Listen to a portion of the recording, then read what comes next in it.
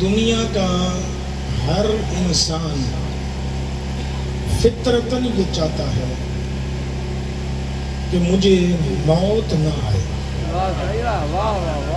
ہر بندہ موت سے گھبراتا ہے.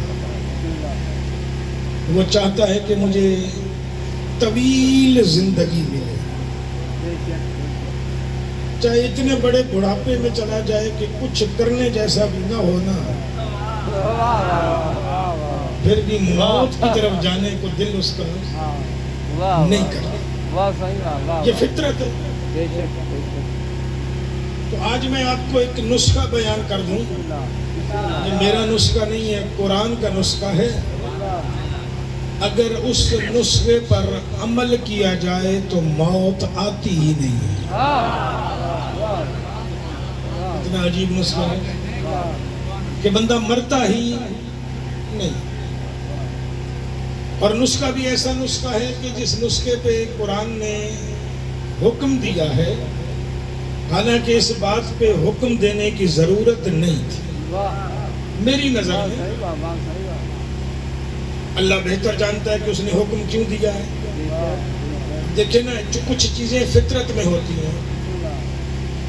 آپ کو نیند آئے گی، یہ فطرت میں ہے. آپ جاگیں گے، یہ فطرت میں ہے. رونا فطرت میں ہے، ہنسنا فطرت میں ہے. اب قرآن میں کہیں نہیں لکھا ہوا کہ 4 گھنٹے ہنس لے 2 گھنٹے رو لے. کہیں لکھا ہوا ہے قرآن؟ کسی حدیث میں لکھا ہوا ہو کہ دن میں 6 گھنٹے رویا کر 10 گھنٹے ہنسا کر؟ نہیں ہے، کیونکہ فطرت میں ہے. جب بھی کوئی دکھ ملے گا تو رو لے گا، خوشی ملے گی تو ہنس لے گا. فطرت میں ہے. قرآن میں کہیں نہیں لکھا ہوا کہ 10 گھنٹے سویا کر 14 گھنٹے جاگا کر. یا آج کل کے موبائل پیکج والے جوانوں کے لیے قرآن میں کہیں نہیں لکھا ہوا کہ 16 گھنٹے رات ساری جاگ کے گزارا کر، دن سارا سویا کر.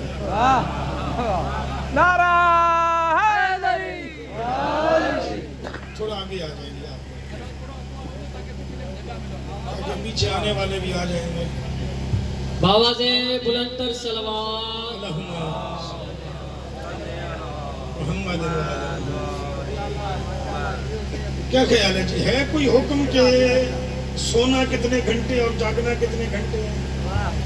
اللہ نے قرآن میں صرف اتنا ارشاد فرمایا ہے کہ رات میں نے تیرے آرام کے لیے بنائی ہے، دن میں نے تیرے کام کے لیے بنایا ہے. ہم تھوڑے سے الٹ ہو گئے. اب کام سارے ہوتے ہیں رات کو، دن سارا ہوتا ہے آرام.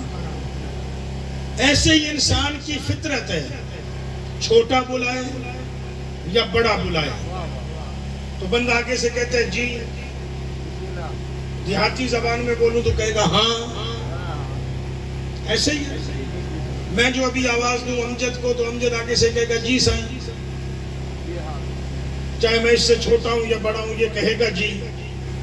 یہ اگر اپنے سے کسی بڑے کو بھی بلائے گا تب بھی لوگ اسے کہیں گے جی.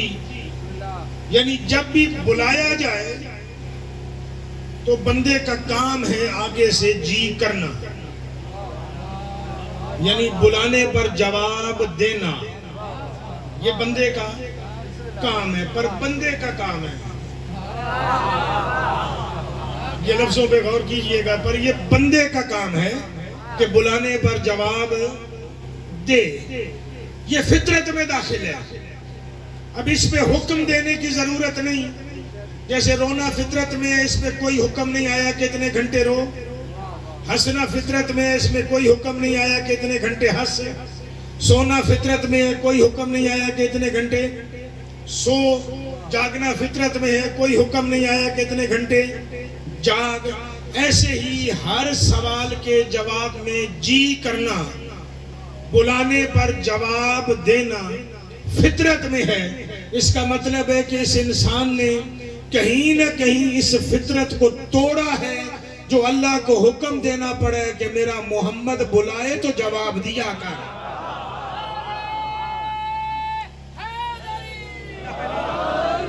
توجہ گفتگو ہو سکتا ہے آپ کے مزاجوں سے تھوڑی ہٹ کر ہو، لیکن توجہ کیجیے، کہیں نہ کہیں انسان نے یہ قانون فطرت توڑا ہے کہ اللہ کو کہنا پڑا ہے کہ اب جب محمد بلائے تو کیا کہا کر۔ اب یہاں جو لفظ آمنو استعمال ہوئے نا، اے ایمان والو، اللہ انہیں کہہ رہے ہیں اے ایمان والو، اللہ اور اللہ کا رسول جب بلائیں تو آگے سے لبیک کہا کرو۔ کون بلائے؟ اللہ اور اللہ کا رسول بلائیں تو کہنا کیا ہے؟ لبیک۔ اب دنیا کہنا شروع ہو گئی ہے کہ لبیک یا رسول اللہ کہنا بھی شرک ہے۔ اب بندہ دنیا سے پوچھے کہ ملا کی مانے یا اللہ کی مانے؟ اللہ کہہ رہے ہیں میں اللہ بھی بلاؤں تب بھی لبیک کہو، میرا رسول بھی بلائے تو تب بھی لبیک کہو، اور اگر کربلا کے میدان میں محمد کا وارث بن کر، اللہ کا نمائندہ بن کر حسین بھی بلائے تو لبیک کہا کرو،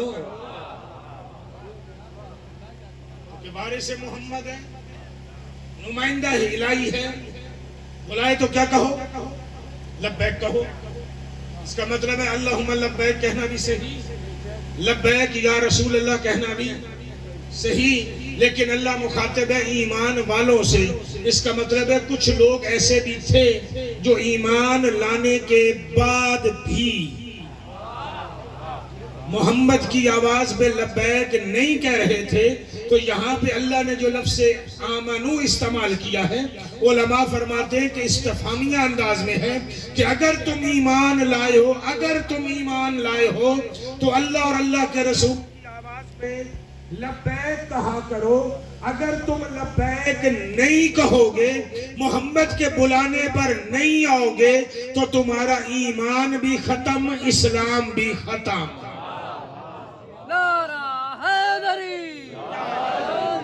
صلوات بھی پڑھ دیجئے گا مل کے بابا صلی اللہ علیہ وسلم۔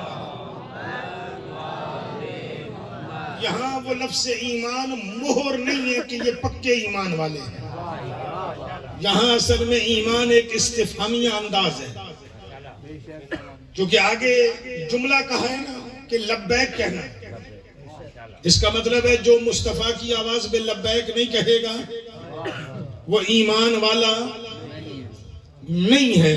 اب مصطفیٰ بلاتا رہے بندہ نہ آئے، اسی لیے مصطفیٰ نے بھی ایمان کے درجے پہچاننے کے لیے بلایا۔ کسی کو میدان جنگ میں بلایا کہ ہو سکتا ہے واپس پلٹ آئے تو مومن ہوگا، اگر نہیں آیا تو مومن نہیں ہے۔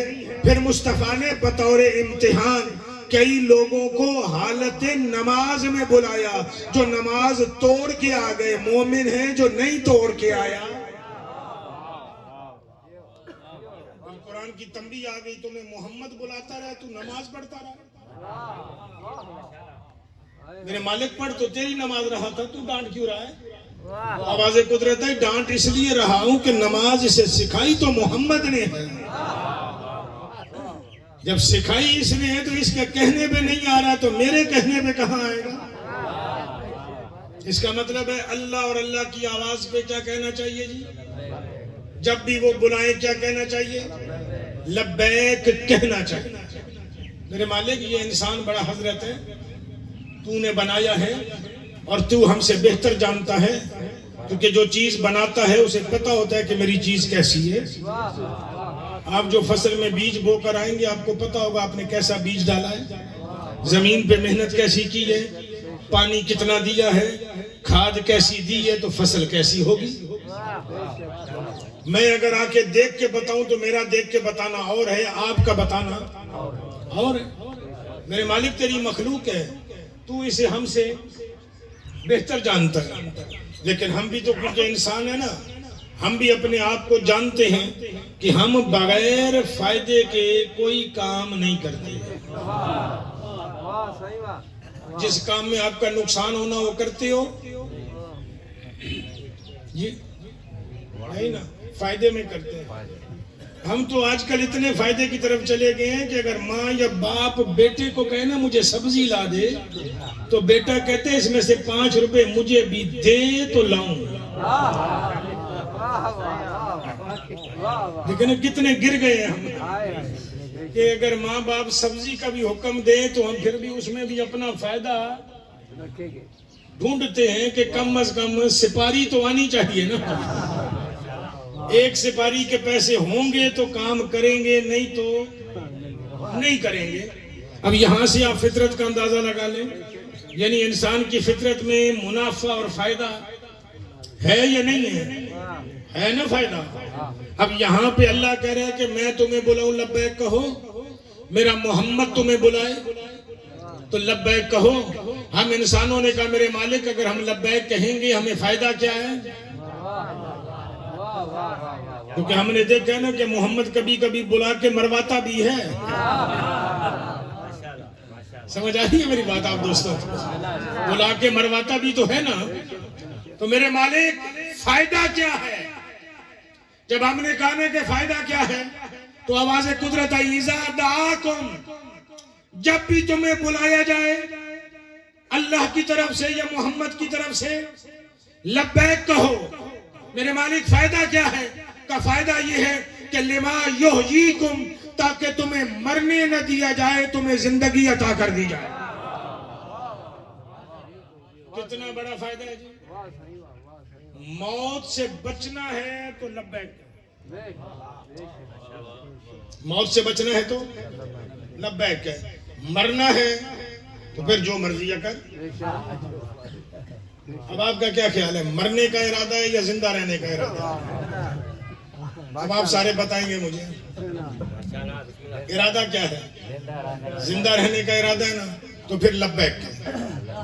جب تو لبیک کہے گا نا اللہ اور اللہ کے رسول کی آواز پر, یہ تمہیں مرنے نہیں دیں گے,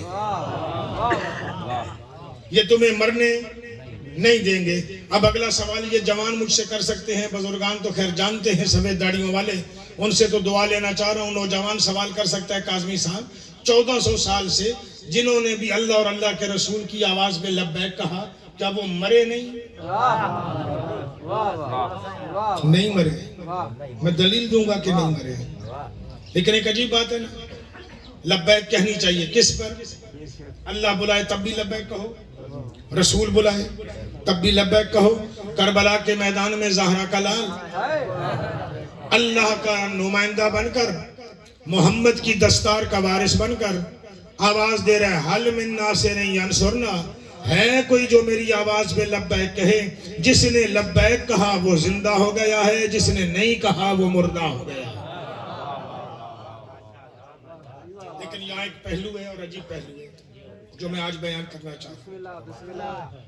دن کو 10ویں کے دن کو میرا مولا حسین بلا رہا ہے. بلا رہا ہے یا نہیں بلا رہا؟ بولے میرے ساتھ, بلا رہا ہے نا. صبح بلا رہا ہے, رات کو چراغ بجھا کے کہہ رہے چلے جاؤ. بابا سے ایسا کیا یا نہیں؟ چراغ بجھا کے کیا کہا؟ چلے جاؤ.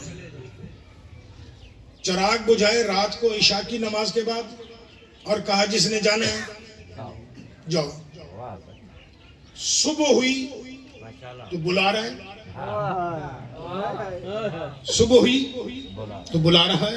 اب بندہ مولا حسین سے پوچھے نہیں جا کر کہ مولا جب رات کو بھیج رہا ہے تو صبح بلا کیوں رہا ہے, اور اگر صبح بلانے تھے تو رات کو اعلان کیوں کیا تھا کہ چلے جاؤ؟ بات عجیب نہیں؟ ابھی جو میں کہوں کہ سارے مجمع کی مجھے ضرورت نہیں ہے, جس نے جانا ہے گھر چلے جاؤ.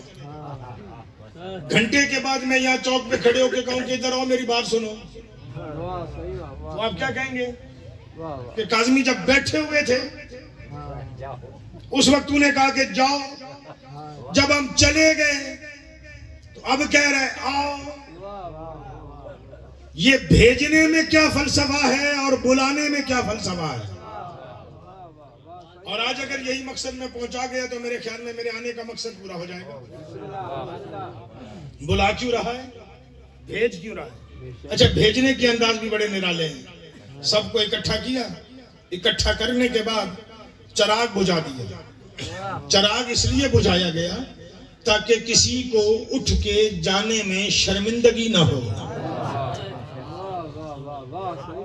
اندھیرے میں بندہ اٹھ کے چلا جائے, کسی کو خبر ہی نہیں کون گیا ہے کون نہیں گیا.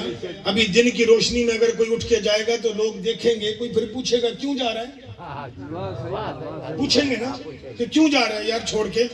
اندھیرے میں تو کسی کو پتہ ہی نہیں کہ میرے ساتھ والا بھی اٹھا ہے یا نہیں اٹھا.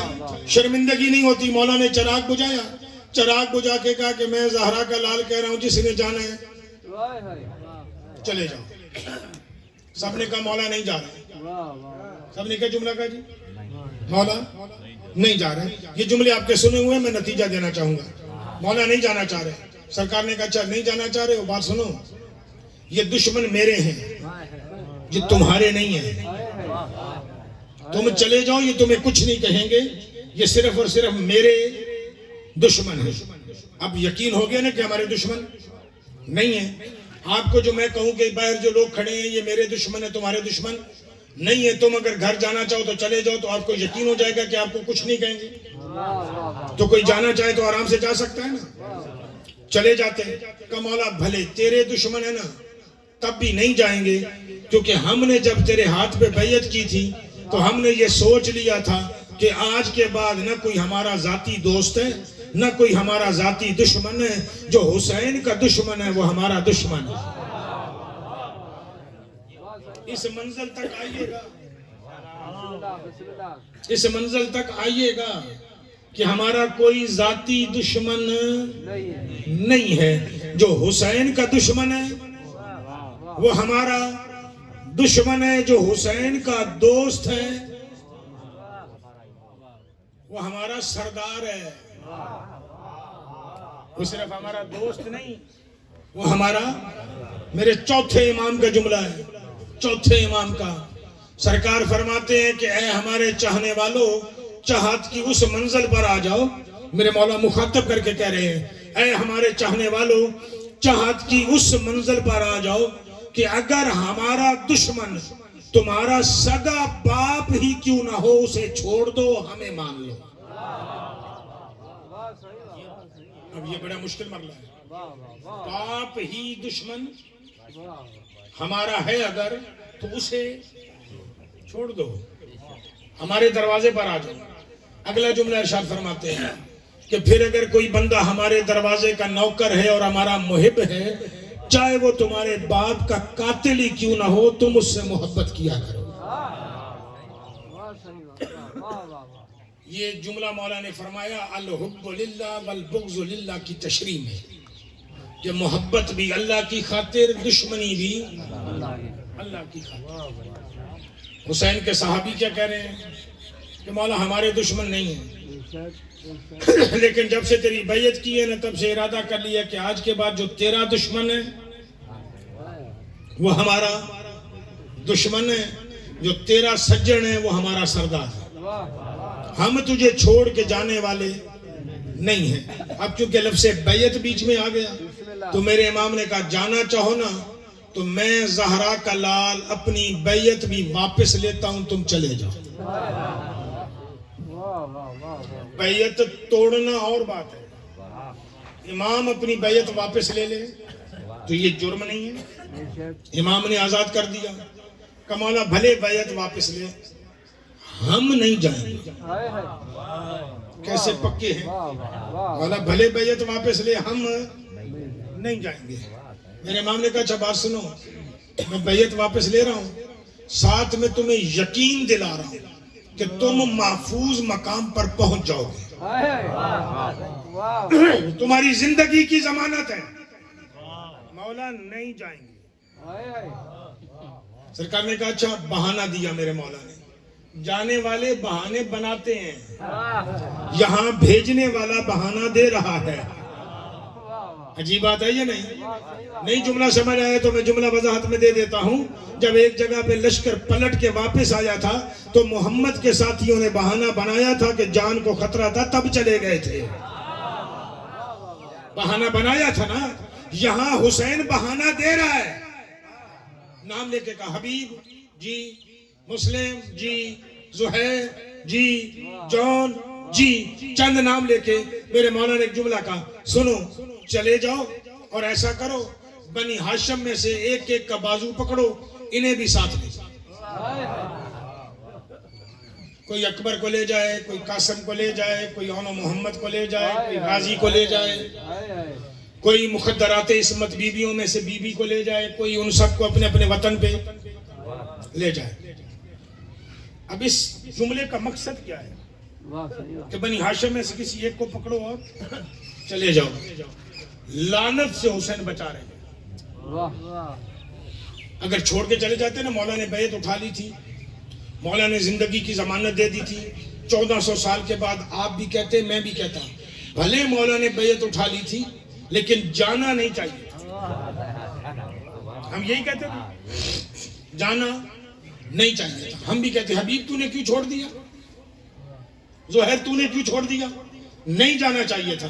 اچھا اب سنیے جملہ، اگر ہم کہیں کہ حبیب کیوں چھوڑ کر آئے ہو، تو حبیب کہے کہ میں تو اکبر کو لے کے آیا تھا، مجھے اکبر بچانا تھا۔ اب آپ حبیب کا شکوہ کریں گے یا شکریہ ادا کریں گے؟ بولیں جی، شکریہ ادا کریں گے نا، کہ کم از کم حسین کا اکبر تو بچایا، حسین کا عسکر تو بچایا، حسین کی سکینہ تو بچائی، شکریہ ادا کریں گے نا۔ حسین یہی بہانہ دے رہا ہے کہ زندگی میں کبھی تمہیں لعنت بھی نہیں ملے گی، اور قیامت تک آنے والا ہر حسین کا پیروکار تمہارا شکریہ بھی ادا کرے گا کہ اللہ کا شکر ہے حبیب چلا گیا، اکبر کو لے گیا، اکبر بچ گیا۔ یہاں پہ صحابہ نے کہا مولا بہانہ بھی نہیں چلے گا، ہم تجھے چھوڑ کر نہیں جا رہے۔ میرے آقا نے کہا سنو بات سنو، بنی ہاشم میں سے کسی ایک کا بازو پکڑو اور چلے جاؤ، کہ نہیں جا رہے۔ انہوں نے کہا سنو، گھبرا رہے ہو نا، جنت کی ضمانت دیتا ہوں، کہہ دیتا ہوں جنت کی ضمانت دیتا ہوں، چلے جاؤ، قیامت کے دن جنت بھی دوں گا، مرنے کے بعد جنت بھی دوں گا۔ اب تو جانا چاہیے تھا نا، جان بھی بچ رہی ہے، جنت بھی مل رہی ہے۔ اب جن کو حسین جنتی کہہ دے، ہم انہیں برا بھلا کیسے کہیں گے؟ نہیں کہہ سکتے نا۔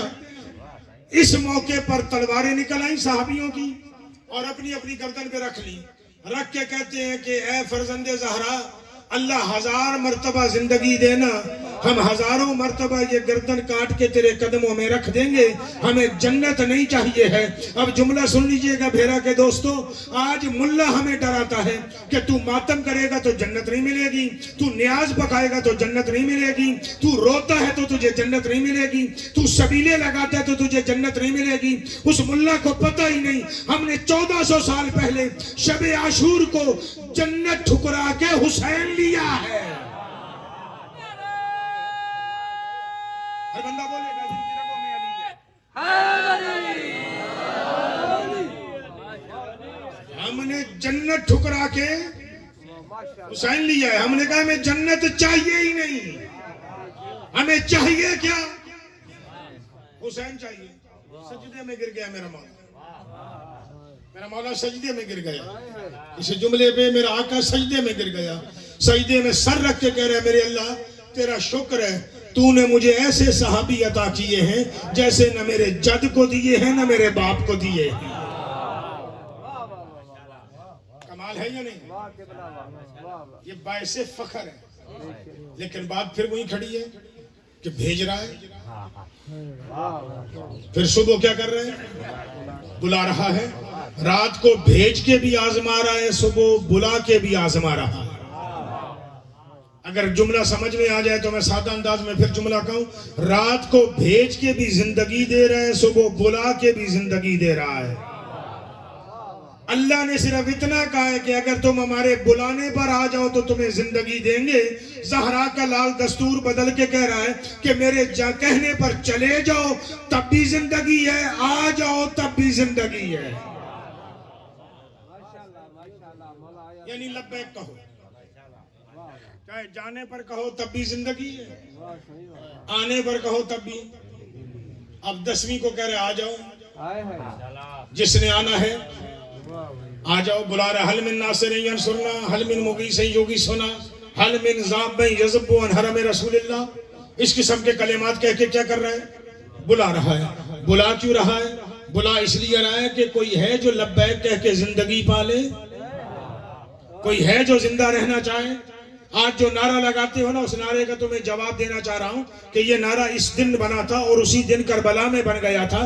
جنہوں نے زہرا کے لال کی آواز پہ لبیک کہا نا، وہ حسینیت زندہ باد ہو گئی ہے، اور جس نے لبیک نہیں کہا وہ یزیدیت مرد آباد ہو گئی ہے۔ کیونکہ جس نے لبیک کہا وہ حسینی بن گیا، وہ حسینیت میں شامل ہو گیا، تو حسینیت کیا ہو گئی؟ زندہ باد ہو گئی۔ جس نے حسین کی آواز میں لبیک نہیں کہا اسی کو یزیدیت کہتے ہیں، اور یزیدیت مرد آباد ہو گئی۔ یعنی یہ قیامت کے اس موقع پر جو حشر کا قیامت کا دن ہے 10ویں محرم کا، زہرا کے لال نے وہاں پہ زندگی بھی بانٹی ہے، موت بھی بانٹی ہے۔ اب آپ اندازہ لگا لیں کہ جنہوں نے لبیک کہی وہ مرتے نہیں ہیں، جنہوں نے لبیک کہی وہ مرتے نہیں ہیں۔ دنیا کیسی ہے، کیسے نہیں مرتے ہو؟ چلیں کسی اور کے تم لبیک کہنے کے قائل ہو یا نہیں ہو، تم شیعہ یہ تو کہتے ہو نا کہ ہم نے لبیک کہا ہے، تو اگر آپ شیعوں نے لبیک کہے تو آپ شیعہ مرتے نہیں ہو، اور اگر مرتے نہیں ہو تو آج یہ مجلس ہی سال ثواب کی کیوں رکھی ہے؟ یہ کسی کے مرنے کی تو ہے، مرنے کی نہیں ہے، مرنے کی ہے نا۔ لیکن میں انہیں کہہ رہا ہوں کہ تم نے لفظ نہیں سمجھا۔ ایصال ثواب، مجلس اگر مرنے کی ہوتی تو ہم ایصال نہ کرتے۔ ایصال کا مطلب ہے کسی کو کوئی چیز بھیجنا، بھیجی چیزیں مردوں کو نہیں جاتی ہیں، زندوں کو جاتی ہیں۔ جس پتے پہ کوئی لینے والا ہی نہ ہو، اس پتے پہ بھیجنے کا فائدہ کوئی فائدہ ہے؟ بندہ چیز کہاں بھیجے گا جہاں کوئی لینے والا ہو۔ جو مرنے کے بعد کہتے ہیں نا کہ کوئی کسی کے فاتح درود کی ضرورت نہیں ہے، ان کے واقعین مر جاتے ہیں، ہمارے مر کر بھی نہیں مرتے ہیں۔ تبھی تو ہم بھیجتے ہیں کہ اسے یہ مجلس بھیج دو، اسے یہ قرآن بھیج دو، اسے یہ نیاز کا ثواب بھیج دو، اس کے نام پہ پانی کی سبیل لگا کے وہ پانی کی سبیل بھیج دو۔ جو کچھ ہم یہاں سے بھیجتے ہیں اسے وہاں ملتا ہے، اب ملے گا اس ملک کے مطابق جس ملک میں وہ گئے ہیں، کیونکہ ہر چیز ملے گی اس ملک کے مطابق ملے گی جس ملک میں وہ گئے ہیں، جہاں ان کو جیسی غذا چاہیے ویسے ملے گی۔ لیکن ہم مرتے نہیں ہیں، اور اس کی دلیل دنیا میں موجود ہے کہ دنیا میں جتنے بھی مذہب ہیں نا، ان سارے مذہبوں میں سے ایک مذہب ہے اسلام، اور اسلام کے جتنے بھی فرقے ہیں ان ایک فرقوں میں سے ایک فرقہ ہے جو زندگی گزر گئی ہے لبیک یا حسین کہتے ہیں۔ یہ کون سا فرقہ ہے جو لبیک یا حسین کہہ رہے ہیں؟ انہیں کہا جائے گا عزادار۔ انہیں کیا کہا جائے گا؟ عزادار۔ انہیں کہا جائے گا شیعہ، انہیں کہا جائے گا مومن، انہیں کہا جائے گا اثنا عشریہ، انہیں کہا جائے گا علی والے، انہیں کہا جائے گا حسینی، انہیں کہا جائے گا ماتمی۔ یہ سارے نام کس کے ہیں؟ لبیک یا حسین کہنے والے۔ یعنی جب بلاؤ تو آگے سے کیا کہو؟ لبیک کہو۔ یہ لبیک کہنے والے، یہ مرتے نہیں ہیں۔ دنیا کے کسی اور فرقے میں مجھے دکھانا سوائے ان لبیک کہنے والوں کے، لبیک یا حسین کہنے والوں کے علاوہ مجھے کوئی اور دکھانا۔ آج کل دنیا میں بڑی تحریکیں لبیک کے نام سے اٹھ کھڑی ہوئی ہیں، ذرا ان تحریک والوں کو بھی دیکھ لینا، ہمیں بھی دیکھ لینا۔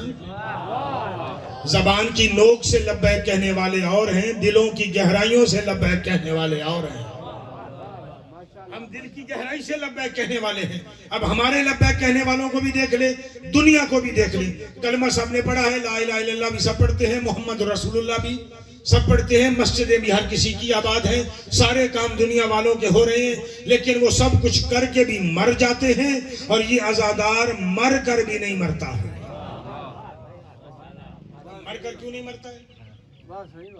مر کر اس لیے نہیں مرتا ہے जैसे देख ले, दुनिया से जा रहे हैं, हमने गुस्ल दिया, हमने कफन दिया, हमने कंधों पे उठाया, हमने जनाजा गाह में रखा, हमने जनाजा पढ़ा, हम कब्र तक लेकर गए, कब्र से पहले हमने 3 जगहों पे रख के उसे कब्र के लिए तैयार किया ताकि ये कब्र में पहुंच जाए सुकून से। जब हमने उसे कब्र में उतारा, कब्र में उतारने के बाद हमने उसके कफन के बंद खोले, कफन के बंद खोलने के बाद एक बंदा कब्र में उतरा, उस बंदे ने कब्र में उतरने के बाद उसके दोनों कंधे यूं इस अंदाज में पकड़ लिए, पकड़ने के बाद वो कब्र में खड़ा हो गया। कब्र के सिरहाने मौलाना साहब ने किताब उठा ली, किताब उठा के पहला जुमला कहा, इस्मा इफ़ाम या फुला इब्ने फुला, ए फुला इब्ने फुला, सुन भी और समझ भी, मुर्दा न सुनता है न समझता है। मुर्दा सुनता है, जिंदा सुनता है, समझता कौन है? जिंदा। आप किसे कह रहे हैं? मुर्दे को कह रहे हैं। सुन भी और समझ भी। अगर वो मुर्दा है तो कहने की जरूरत क्या है? इसका मतलब है जिंदा है ना। जिंदा को कह रहे हो। जब जिंदा को कहा जाता है ना, इस्मा इफ़हम, सुन भी और समझ भी, ये इस आयत की दलील है कि अल्लाह ने कहा था, ऐ ईमान वालो इस्तजीबु लिल्लाहि वल रसूल इज़ा दआकुम लिमा युहयीकुम, ऐ ईमान वालो जब तुम लब्बैक कहोगे तो तुम्हें मरने नहीं दिया जाएगा। हम कब्र में तलकीन सुना के दुनिया को बताते हैं कि लब्बैक कह के दुनिया से चला गया, मरा नहीं है। क्योंकि कुरान ने कहा हम तुम्हें जिंदा कर देंगे, हम तुम्हें मरने नहीं देंगे। अब फिर देखिए, लफ्ज़ मौत का माना जो है ना, ये जो हम करते हैं, ये आज समझ लें ताकि आपके लिए आसान हो जाए। कुरान ने ये नहीं कहा कि तू फना हो गया, तू खत्म हो गया। कुरान ने कहा तुझे मौत आई है। कुल्लु नफ्सिन ज़ाइक़तुल मौत, हर बंदा मौत चखेगा। क्या करेगा? मौत चखेगा। बाद लोग इसका तर्जुमा करते हैं, हर बंदा मौत का जायका चखेगा। जायका कहते ही चखने को है, तो ये डबल हो जाएगा, हर बंदा मौत चखेगा, चखेगा। तो ये तर्जुमा अजीब हो जाता है ना। लफ्ज़ जायका का माना ही क्या है? चखना। आप भी कभी कभी कहते हैं मैं थोड़ा सा जायका तो ले लूं। जायका लेने का मतलब क्या? थोड़ा चख लो। हमारी उर्दू में कहेंगे चख लो। तो आप चख रहे हैं ना उसे। कुल्लो नफ्सिन ज़ाइक़तुल मौत, हर जी रूह मौत चखेगा। क्या करेगा? खाने का हुक्म नहीं। थोड़े बचिएगा इस बात से। मौत खाने का हुक्म नहीं। हुक्म क्या है? चखने का। जब आप चखेंगे तो चीज खत्म होगी, जब खाएंगे तो खत्म होगी। खाएंगे तो खत्म। अच्छा फिर देखिए, चलिए आप खाने तक ही चले जाएं, क्योंकि हमारा चखना भी तो 2 प्लेटों का होता है ना। राजी बैठे हो तो एक सलावत पढ़िएगा जरा मेरे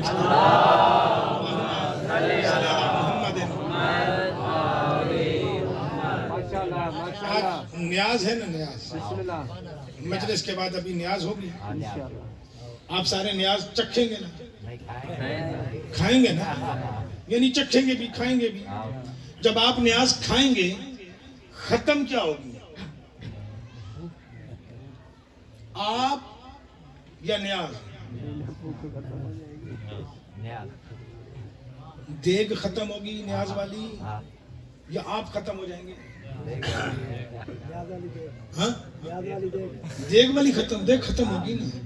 यानी आपने जिसको चखना है ना, खत्म वो होगी, चखने वाला खत्म नहीं होगा। मेरा लफ्ज़ समझिएगा, चखने वाला खत्म नहीं होगा। आयत कह रही है कि आपने मौत चखनी है तो खत्म मौत होगी ना। बात समझ में आई है? आपकी मर्जी है 2 प्लेटें मौत की चखें या 4 चखें, जितनी आपको मौत की भूख है। اب آپ کہیں گے موت کی کسے بھوک ہوگی؟ بھوک ہے نا موت کی، کیونکہ آپ کو چکھنے کا حکم قرآن دے رہا ہے نا. آپ نے موت کو کیا کرنا ہے؟ چکھنا ہے. یعنی آپ کے اندر بھوک ہے نا موت کی، تو آپ اسے چکھیں گے. جب آپ چکھیں گے تو ختم کیا ہوگی؟ آپ تو نہیں ہوں گے نا، آپ نہیں ہوں گے. ختم کیا ہوگی؟ موت ختم ہوگی، کیونکہ آپ نے موت کو چکھا ہے. اب موت کو سمجھیے گا، چکھنے کا معنی سمجھیے گا. موت کیا ہے یہ سمجھیے گا. لفظ موت کو اردو زبان میں جب ترجمہ کیا جائے تو اس کا ترجمہ بنتا ہے مرور. میم رے واو رے مرور. کیا ترجمہ بنتا ہے؟ مرور. اب پھر مجھے قاعدہ پڑھانا پڑے گا. میں منبر کے اوپر ہوں یا نہیں؟ بولے میں منبر کے اوپر بیٹھا ہوں، ایسے ہی نا، منبر کے اوپر بیٹھا ہوں. جملہ ٹھیک ہے کہ میں عمران کاظمی منبر کے اوپر بیٹھا ہوں، جملہ ٹھیک ہے. اچھا، میں عمران کاظمی منبر پر بیٹھا ہوں، یہ جملہ بھی ٹھیک ہے. دونوں ٹھیک ہے. دونوں میں فرق کیا ہے؟ ایک جگہ پہ میں نے کہا اوپر، ایک جگہ پہ میں نے او ہٹا دیا، صرف پر کہہ دیا، بات وہی بن گئی. آپ فرشی اعضاء کے اوپر بیٹھے تب بھی وہی بات ہے، آپ فرشی اعضاء پر بیٹھے تب بھی وہی بات ہے. کبھی کبھی بندہ جلدی میں نا ایک آدھ لفظ چھوڑ دیتا ہے، پھر بھی بات مکمل ہو جاتی ہے. فرش پر بیٹھا ہے، فلاں جگہ پر ہے، فلاں چیز پر ہے. اب بار بار کہے اوپر ہے اوپر ہے تو تھوڑا لفظ میں وہ ٹائم لگے گا نا. پر کہہ دیا تو لفظ پورا ہو گیا. ایسے ہی لفظ مرور ہے، مرور زیادہ استعمال کی وجہ سے مر بن گیا. کثرت استعمال کی وجہ سے کیا بن گیا؟ مر. مر کا معنی کیا ہے؟ گزرنا. یہ فارسی زبان کا لفظ ہے مرور اور مر. اس کا معنی کیا ہے؟ گزرنا. سندھی میں کبھی آپ نے کسی کی موت کا اعلان سنا ہے؟ تو میں اسے اور سادہ کر دوں. سرائکی میں یا سندھی میں کسی کی موت کا اعلان سنا ہے تو آپ کیا کہتے ہیں؟ اعلان فلاں گزارے ہوئے.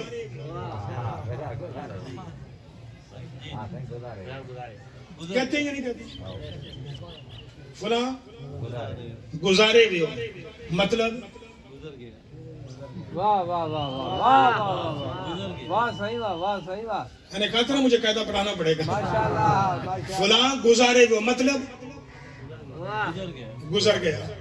میں یہاں تک جو آیا ہوں، یہاں تک آیا ہوں، میں چمبڑ سے گزرا ہوں یا نہیں؟ گزرا ہوں. ٹنڈوالا یار سے گزرا ہوں یا نہیں؟ گزرا ہوں.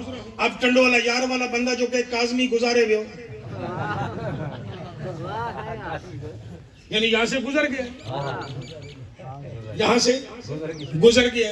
بھیرے والا بھی یہی کہے کہ آیا تھا اب گزر گیا، آیا تھا پر اب یہاں سے گزر گیا. مجلس پڑھ کے گزر گیا.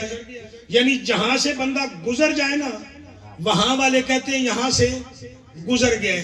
موت کا اصل معنی گزر گیا ہے. موت کا اصل معنی ہے گزر گیا ہے. ماں کے پیٹ سے آیا تھا، دنیا سے گزر کے قبر کے پیٹ میں چلا گیا ہے. ماں کے پیٹ سے آیا تھا، دنیا سے گزر کے قبر کے پیٹ میں چلا گیا ہے. اب جو میں چمبڑ اور ٹنڈوالا یار سے گزر کے یہاں آیا ہوں تو مر گیا ہوں، ختم ہو گیا ہوں یا ہوں نا. اب اگر کوئی حیدرآباد سے مجھے کچھ یہاں بھیجنا چاہے تو بھیج سکتا ہے یا نہیں؟ بھیج سکتا ہے نا. بھیجے گا تب بھی جب اسے یقین ہوگا کہ آگے میں ہوں. تو موت کا اصل معنی ہے مرور، گزر جانا. موت کا معنی ختم ہونا نہیں ہے.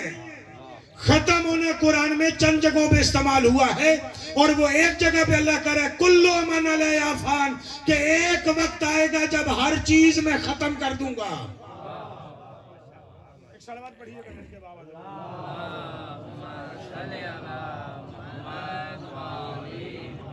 माशाल्लाह मौत गुजरने का नाम है, वाह वाह मौत किसी के खत्म हो जाने का नाम नहीं है। अब आपने लब्बैक कहा, हमने लब्बैक कहा, कुरान ने वादा कर लिया कि लिमा युहयीकुम, ताकि तुम्हें जिंदा रखा जाए। जब भी तुम्हें बुलाया जाए तुम लब्बैक कहोगे तो उसकी नतीजा क्या निकलेगा कि तुम्हें जिंदा रखा जाए।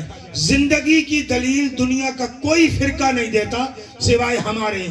हम कब्र में पहुंचा के कहते हैं इस्मा इफ़हम, सुन भी और समझ भी।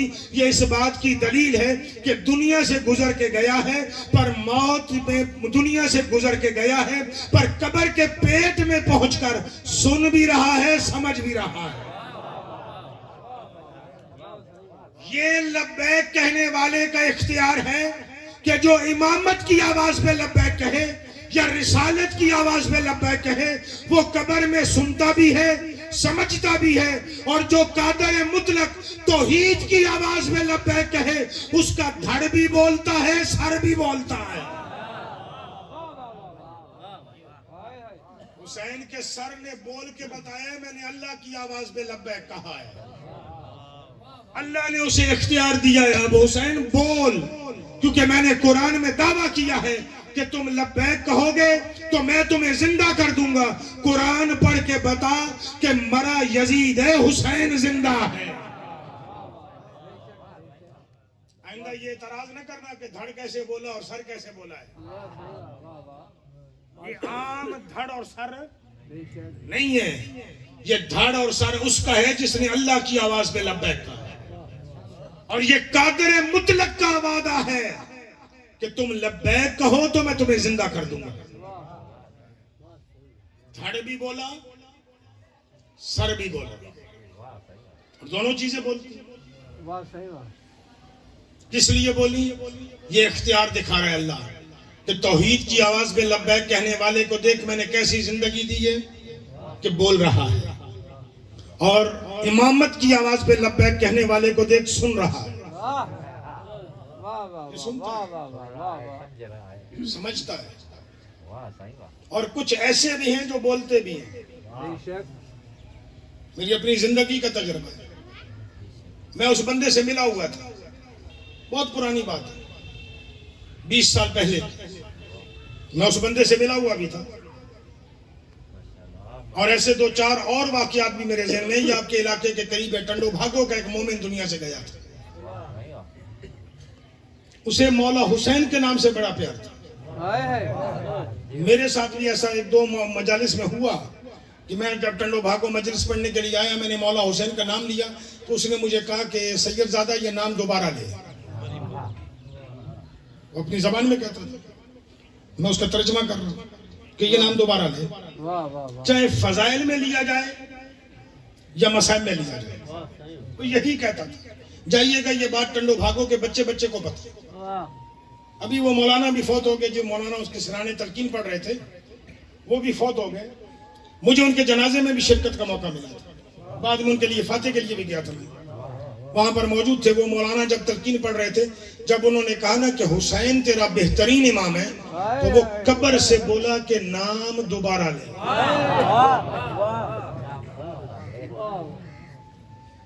दलील लिमा युहयीकुम, ताकि तुम्हें जिंदा कर दिया। और सिर्फ ये मौलाना नहीं सुना, तलकीन पढ़ी जा रही थी, जितने लोग वहां बैठे थे सब ने सुना कि वो फकीर बोल रहा है कि नाम दोबारा ले। इतना इश्क था उसे नाम हुसैन के साथ। लेकिन यही दलील है कि तुम लब्बैक कहो, या अय्युहल्लज़ीना आमनू इस्तजीबू लिल्लाहि वल रसूल इज़ा दआकुम लिमा युहयीकुम, कि ऐ ईमान वालो जब तुम लब्बैक कहोगे तो तुम्हें जिंदा कर दिया जाएगा, तुम्हें मरने नहीं दिया जाएगा। ये हमने लब्बैक कहा है तो आज कब्र में सुनते भी हैं, समझते भी हैं। अगर इससे दर्जा ऊपर बढ़ जाए तो लोग बोलते भी हैं। मैंने कई लोगों को देखा जिनके फजाइल में भी नाम लिया जाए या मसाइल में भी नाम लिया जाए मौला हुसैन का, जब तो उनकी आंखों में आंसू आ जाते थे। میں نے ایسے کئی جنازے دیکھے کہ جب جنازوں پہ تلقین پڑھی گئی، امام حسین کا نام آیا تو ان کے کفن یہاں سے گیلے ہونا شروع ہو گئے. ایسا ہوا ہے اور ہوتا ہے، کیونکہ یہ اس مومن کا کمال نہیں، یہ خدا کے وعدے کا کمال ہے کہ تم لبیک کہو گے تو تمہیں مرنے نہیں دیا جائے گا. اس لیے یاد رکھ، یہ وہ مذہب ہے کہ جس مذہب نے ذات حسین کے حل میں نہ صرف لبیک کہا ہے، اور اس مذہب کو آج تک موت آئی نہیں اور آئندہ آئے گی بھی نہیں. ہم نے جو شیعت اختیار کی ہے اپنی دائمی زندگی کے لیے اختیار کی ہے کہ ہم جب علی والے بن جائیں گے، ہم جب عزادار بن جائیں گے، تو جب تک عزاداری نہیں مرے گی ہم نہیں مریں گے، ہمیں زندگی مل جائے گی. اور یہ اسی کا نتیجہ ہے کہ لوگ جوک در جوک داخل ہوتے ہیں عزاداری. باقی پھر ہم خطیبوں کی باتیں ہوتی ہیں کہ میں جاتا ہوں تو میری وجہ سے مجمع بڑا آ جاتا ہے. مجمع ہم خطیبوں کا عاشق نہیں ہے، مجمع حسین کا عاشق ہے. وہ اس کے نام پر آتا ہے، اپنے نام پر کبھی بلا کر دیکھے بلا کتنے آتے ہیں. اس کا تجربہ علیحدہ بندے کو کر لینا چاہیے. یہ جو آتے ہیں یہ مولا حسین کے یکم محرم سے لے کر 8 ربیع الاول تک جتنی قوم اکٹھی ہوتی ہے وہ ہمارے کہنے پر اکٹھی نہیں ہوتی، ذات حسین کے نام پر اکٹھی ہوتی، کیونکہ حسین نے اللہ کی آواز پہ لبیک کہا ہے. بس یہاں سے گفتگو ختم کروں، میرے بعد میرا عزیز پڑھے گا، بہترین مصائب خان ہے، اللہ ان کے بخت بلند فرمائے. میں مصائب بہت کم پڑھا کرتا ہوں، آپ تک آنے کا ایک پیغام دینا تھا، وہ پیغام دے دیا.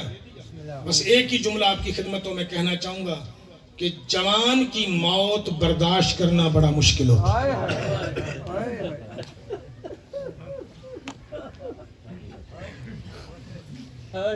موت جوان کی ہو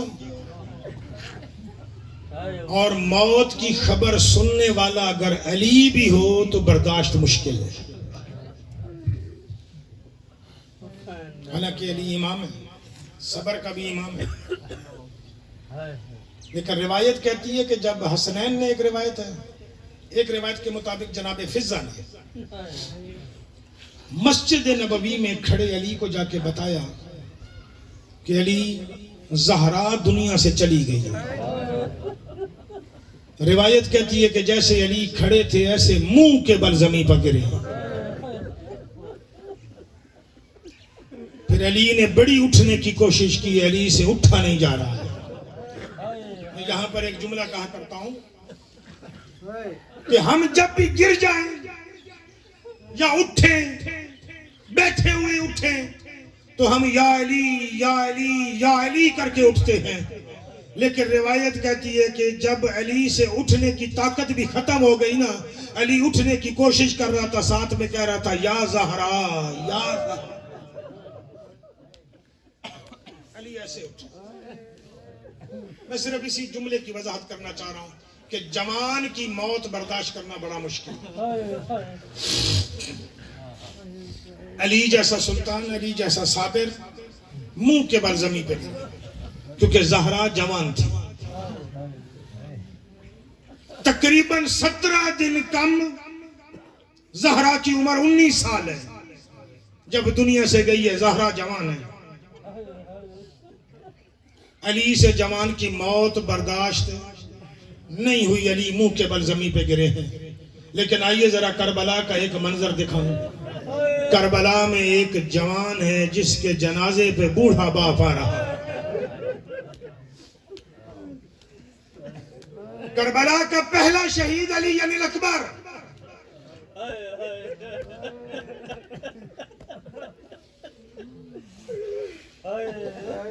باپ آ رہا ہے، باپ ایسے آ رہا ہے، اٹھتا ہے، گرتا ہے، چلتا ہے.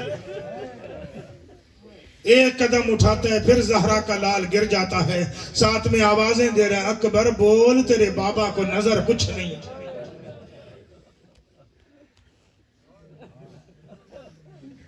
شہادت علی اکبر پڑھنا مقصد نہیں ہے. میں جس جملے کے لیے جملہ کہنا چاہ رہا ہوں، آنکھوں میں آنسو آ گئے، بس عبادت مکمل ہو گئی، دعاؤں کی قبولیت کے لیے جملہ ہے۔ زہرا کے لال کو نا اکبر کے جنازے کی طرف جاتے وقت ام البنین کے بیٹے نے دیکھا، قمر بنی ہاشم نے دیکھا، جس کی علم کے نیچے بیٹھے۔ غازی ایسے چلا جیسے شیر چلتا ہے۔ زہرا کے لال کی نظر پڑی نا، عباس جا رہا ہے، تو کہا عباس کدھر؟ میرا غازی رو کے کہتا ہے مولا اکبر نے زین چھوڑی ہے، جنازے تک تو جانے دے، اور جا کے پوچھوں تو صحیح اس ظالم سے اکبر کے سینے میں برچھی ماری کیسے ہے؟ زہرا کا لال کہتا ہے عباس یہاں کھڑا رہ، دیکھ میں اکبر اٹھاتا کیسے ہوں۔ میں حضرت عباس کی وفا پڑھ رہا تھا، عجیب وفا کی منزل پر ہے ابو الفضل العباس، اس درجے پر کوئی نہیں آئے گا۔ غازی انہی قدموں پہ کھڑا ہو گیا جہاں زہرا کے لال نے حکم دیا تھا نا عباس یہاں کھڑا رہے، دیکھ میں اکبر کیسے اٹھاتا ہوں۔ انہی جگہوں پہ کھڑا ہو گیا، پھر دیکھا ہے کبھی گرتا ہوا جا رہا ہے، کبھی اٹھتا ہے، بیٹھتا ہے، چلتا ہے، ایسے جا رہے ہیں، پھر یہ بھی دیکھ رہا ہے ایسے جا رہا ہے جیسے سال کا بچہ کونیوں کے بل چلتا ہے۔ لیکن کیونکہ حسین نے کہا کھڑا رہے، کھڑا۔ جنازے کے قریب جا کے ایک مرتبہ زہرا کے لال نے ایک جملہ بھی کہا ہے کہ ہے کوئی جو مجھے اکبر کا جنازہ اٹھوائے۔ سرکار باقر اپنے بچوں کے ساتھ گئے تھے جو ہاتھ جوڑ کے کہہ رہے تھے دادا یہ تو بتا، ہمیں تو پتہ ہی نہیں جوانوں کے جنازے اٹھائے کیسے جاتے ہیں، ہم تو بچے ہیں، کم سن ہیں، ذرا جنازہ اٹھوانے کی ترکیب تو بتا۔ میرے آقا حسین نے جنازہ اٹھایا، غازی کھڑا دیکھ رہا ہے، جنازہ خیمہ گاہ میں آیا مقتل گاہ سے، عباس انہی قدموں پہ کھڑا دیکھ رہا ہے، کیونکہ حسین نے کہا تھا یہیں کھڑا رہے، یہاں سے ہلنا نہیں۔ وفا کی منزل ہے یہ ابو الفضل العباس کی۔ جب جنازے سے بیویاں رو چکی نا، رونے کے بعد علی کی بیٹی کہتی ہے حسین ہر کوئی آیا ہے، میرا غازی نہیں آیا ہے۔ تب میرے آقا نے کہا وہ دیکھ سامنے کھڑا ہے، جب یوں کہنا وہ دیکھ سامنے کھڑا ہے، اس وقت کہا اسے بلا تو صحیح، آکے اکبر کا دیدار تو کر لے، اکبر کی زیارت تو کر لے۔ عزادارو سنو گے جملہ؟ اس وقت حسین نے کہا عباس، کہتے جی زہرا کا لال کا ایک مرتبہ آکے اکبر کی زیارت کر۔ جب حسین نے کہا روایت کہتی ہے غازی نے ایک قدم اٹھایا ہے، دوسرے قدم پہ منہ کے بل زمین پہ آیا ہے، رو کے کہتا ہے مولا ذرا میرا جگر دیکھ، اور جل کے کباب ہو گیا ہے، تو نے اکبر کیسے اٹھایا؟ اور اکبر کا جنازہ اٹھانا کوئی آسان نہیں تھا۔ علی کی بیٹی کو کہنا پڑا حسین جلدی کر، جا کے غازی کو تسلی دے، کہیں ایسے نہ ہو وقت سے پہلے ہی چلا جا۔